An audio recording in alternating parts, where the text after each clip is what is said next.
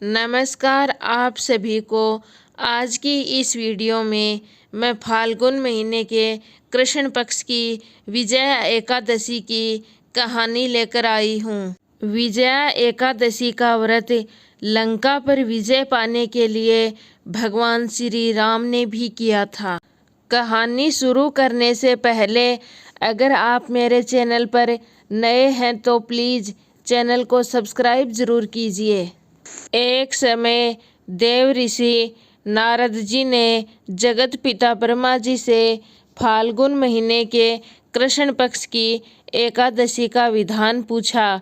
तब ब्रह्मा जी ने बताया कि विजया एकादशी का व्रत पुराने और नए पापों का नाश कर देता है। यह एकादशी समस्त मनुष्यों को विजय प्रदान करती है। त्रेता युग में मर्यादा पुरुषोत्तम श्री रामचंद्र जी को जब 14 वर्ष का वनवास हो गया, तब वे श्री लक्ष्मण तथा सीता जी सहित पंचवटी में निवास करने लगे। वहाँ पर रावण ने जब सीता माता का हरण कर लिया था, तब श्री रामचंद्र जी और लक्ष्मण अत्यंत व्याकुल हुए और सीता जी की खोज में चल दिए। घूमते घूमते जब वे मरणासन जटायु के पास पहुँचे तो जटायु ने उन्हें सीता जी का वृतांत सुनाकर स्वर्ग लोक चला गया और आगे जाने पर उनकी मुलाकात सुग्रीव से हुई और उन्होंने बाली का वध किया। हनुमान जी ने लंका में जाकर सीता जी का पता लगाया और उनसे श्री रामचंद्र जी और सुग्रीव की मित्रता का वर्णन किया। वहाँ से लौटकर हनुमान जी ने भगवान राम के पास आकर सब समाचार दे दिए। भगवान श्री रामचंद्र जी वानर सेना सहित लंका की ओर चल दिए।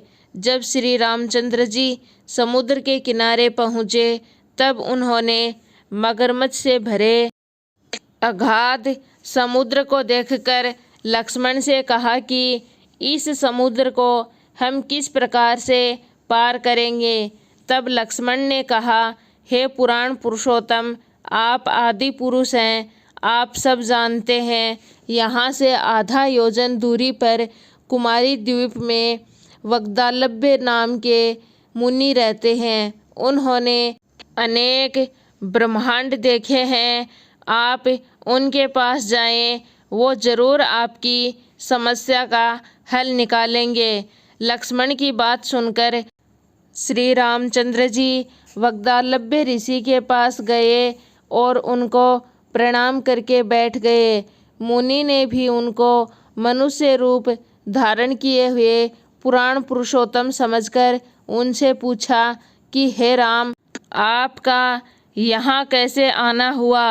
राम जी ने कहा, हे ऋषि, मैं अपनी सेना सहित यहाँ आया हूँ और लंका पर विजय प्राप्त करने के लिए जा रहा हूँ। आप कृपा करके समुद्र पार करने का कोई उपाय बताएं। मैं इसी कारण आपके पास आया हूँ। वग्दालभ्य ऋषि बोले कि हे राम, फाल्गुन महीने के कृष्ण पक्ष की एकादशी का व्रत करने से निश्चय ही आपकी विजय होगी। साथ ही आप समुद्र भी अवश्य ही पार कर लेंगे। फिर ऋषि ने राम जी को इस व्रत की विधि बताई।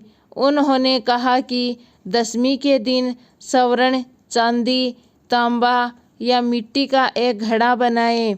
उस घड़े में जल भरकर और 5 पल्लव रख घड़े को वेदिका पर स्थापित करें।